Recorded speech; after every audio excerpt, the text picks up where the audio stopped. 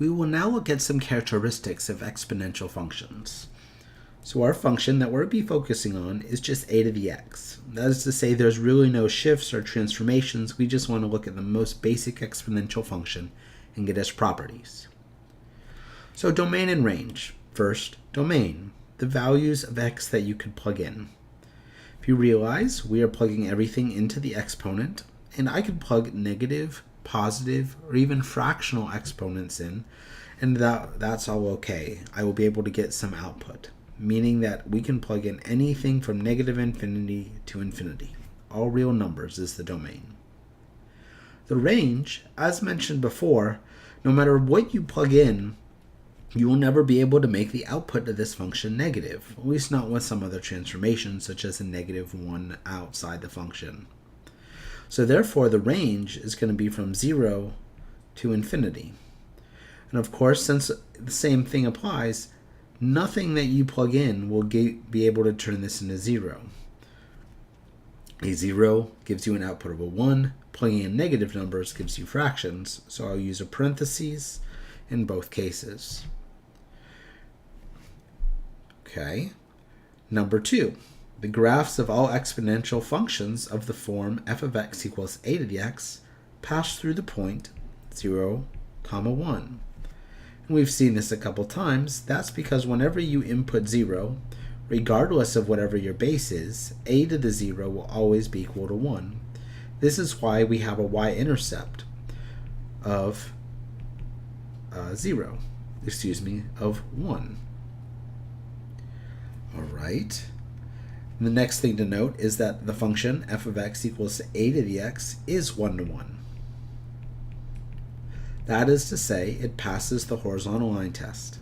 And because it passes the horizontal line test, it has an inverse. And then to look at the inverse, we can reflect this graph over the line y equals x.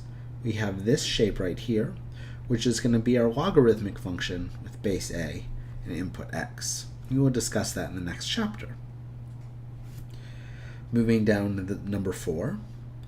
Okay, we've already encountered a few of these, and that is to say, if your base a is greater than 1, then the function has what we refer to as a growth value.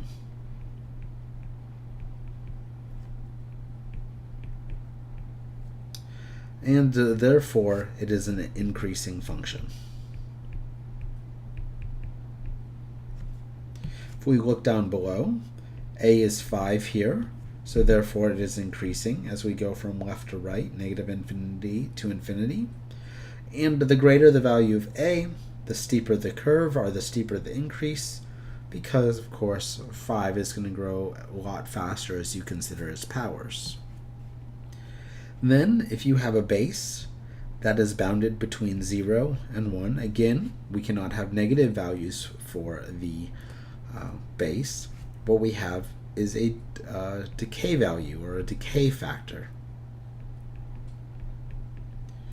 Another thing you can think about for value, we could have also called it factor up here above.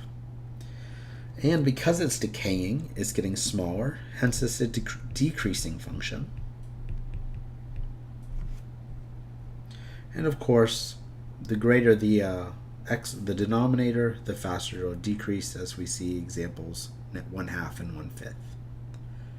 And the last thing to note, very much associated to the range, the graph of this function, f of x equals a to the x, approaches, but it does not ever touch the x-axis.